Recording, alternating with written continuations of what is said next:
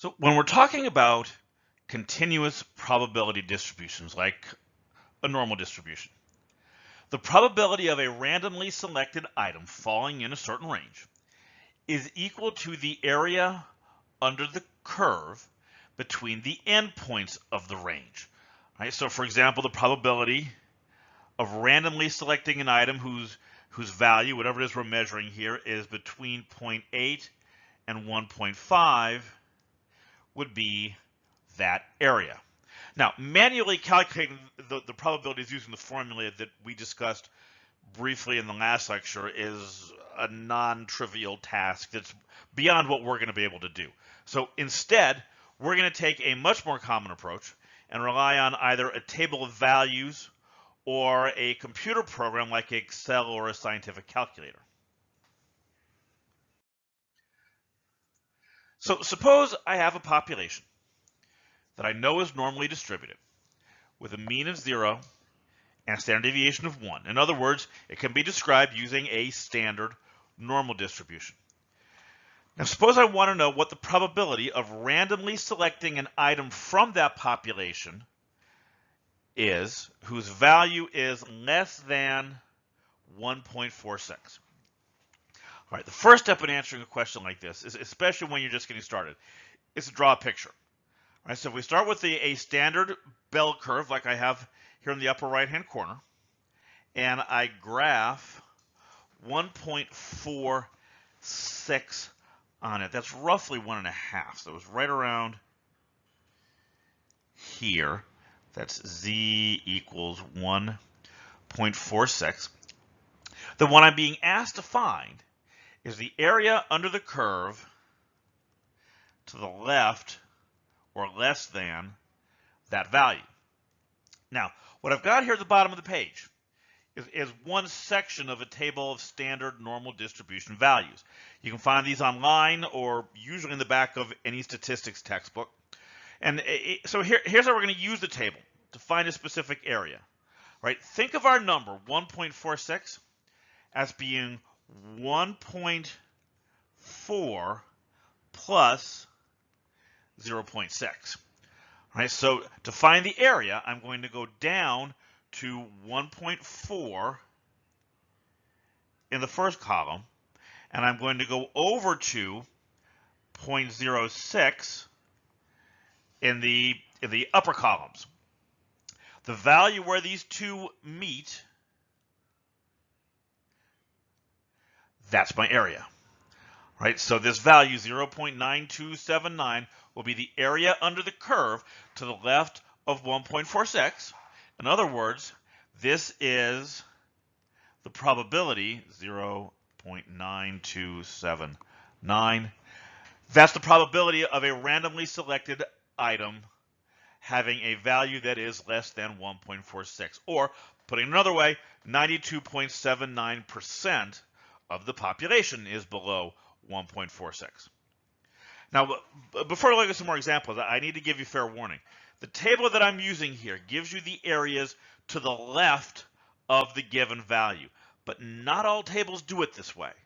Sometimes, for example, you'll have a table that gives you the area between your value and the mean. That would be this area here. Right? And then looking at our example, you would have to know that the area in the left-hand half is 0.5. So you would get the final answer by adding 0.5 to the value from the table. All right? Every table of values will have a picture at the top, like my example here, that shows you visually what areas the values in the table represent. So the rule is just to make sure you look for that diagram if you're using a table that you've never used before.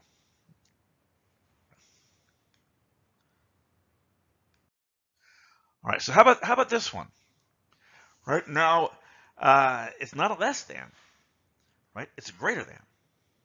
All right, so how am I going to do a greater than? Well, you have to be careful because you can't just look up 1.37 in the table and be done, right? Because 1.37 in the table is giving you the area less than 1.37. All right, so let's see how we can work this out.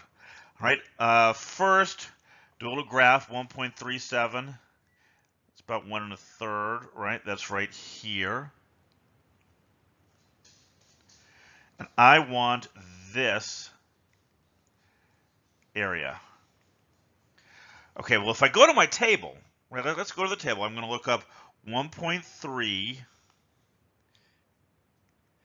and 0.07, and that row and that column cross here at 0.9147. Now, that's not what I needed, right? That's telling me that the area to the left, that's this area over here, is 0.9147. So how can I go from there to my answer? Well, look, remember, the total area under the curve is 1. Okay, so in other words, the probability of z being greater than 1.37 plus the probability that z is less than or equal to 1.37 is 1. Okay, good, because this probability is the one I got from my table. So let me put that number in there. The probability z greater than 1.37 plus 0.9147 has to equal 1. And now look what I got. It's a little algebraic equation, right? Subtract 0.9147 from both sides, and you get the probability z is greater than 1.37 equals 1 minus 0.9147, which is 0.0853. Right? There's my final answer. Okay, so I want you to step back for a second and think about what we did, because there's going to be 3 kinds of probabilities, or 4 kinds, that we talk about here. One of them is probability less than a number. That's the easy one. You go to the table, grab the value, you're home free. This is the second case. If you want the probability that a randomly chosen item is greater than, then you're always going to use this method. You're going to go to the table. That's going to give you less than. So your answer is going to be 1 minus that value. Okay, so how about this one? This one is our third case. Now we have a between. Right, so how am I going to do a between? Well, let's start like we've always started. I'm going to graph negative 1.12. That's here.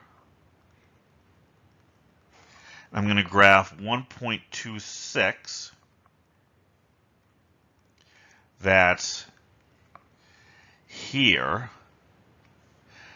Then, let's see, what do I get if I go to the table? If I look up 1.26, I'm going to get this area here. And if I look up negative 1.12, I'm going to get this area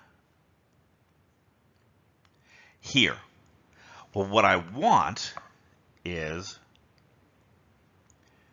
this area. All right, but look, this is a little geometry. Right, there's a little geometry going on here. The probability, because I'm talking about areas now, right? Think geometrically. This probability, the probability that z is less than 1.26 equals the probability that z is less than negative 1.12 plus the probability that z is between negative 1.12 and 1.26. Right? The bottom row is equal to the sum of the 2 parts in the upper row. But these numbers I can look up. I can look up less than 1.26. I'm going to go to 1.2 and 6. Those two meet here. So 0.8962 equals, and I can look up less than negative 1.12. Negative 1.1 is here. 2 is here. So there's that probability. This is 0.1314 plus the probability negative 1.12 less than z less than 1.26. That's the one I want. So all I have to do to get my answer is subtract 0.1314 from both sides. Probability negative 1.12 less than z less than 1.26 equals 0.8962 minus 0.1314. You do the arithmetic here, we get 8, 4, 5, 6. There's my probability. All right, so again, I want you to step back and think what we did here for a minute. Right? We've added kind of a new procedure. If you want to do a between, you look up the two individual values and subtract them. All right, so I got one more here for us to talk about, an absolute value. All right, so I want the absolute value of z is greater than 2. Well, think about what this is, right? If that's all the numbers greater than 2, so that's this area here, and it's the numbers less than 2. So it's the area in kind of these that actually have a name. It's the area in these two tails.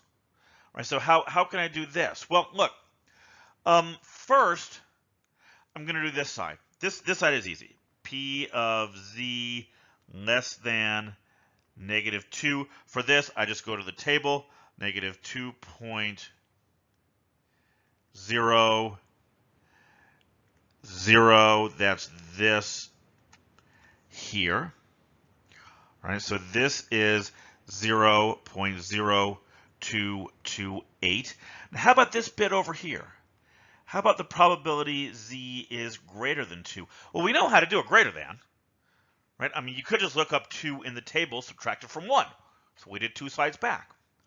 Or you can rely on the symmetry, right? This graph is symmetric. The two sides are mirror images of each other. So the area below negative 2 has to be the same as the area above positive 2. So this is also 0.0228. And I want the total, right? I want the total area under both tails. So if I just add these two together, I get 0.0456. And that's it. That's my answer. Right? There's my probability. So 4 scenarios you need to be familiar with. Right? 4 scenarios you need to be able to work with. Less than, greater than, between, and this absolute value greater than, where we're trying to get the area under two tails. Okay, so what's next? Well, I mean, this is great. It's been an interesting exercise. We learned how to use the new table with maybe a design you hadn't seen before. But this is like super limiting. Right? Say we're talking about people's heights.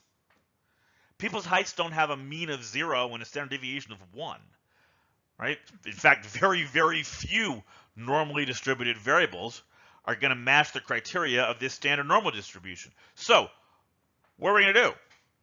Because we can't come up with a table for every possible combination of mean and standard deviation. There's infinitely many. It's a continuous variable. The mean and standard deviation are continuous. So, there's a way around this. Right? There's a way around this. And that way around this is going to involve calculating z-scores and then looking up those values in the table. All right, so that's what we're going to be looking at in the next lecture in the series.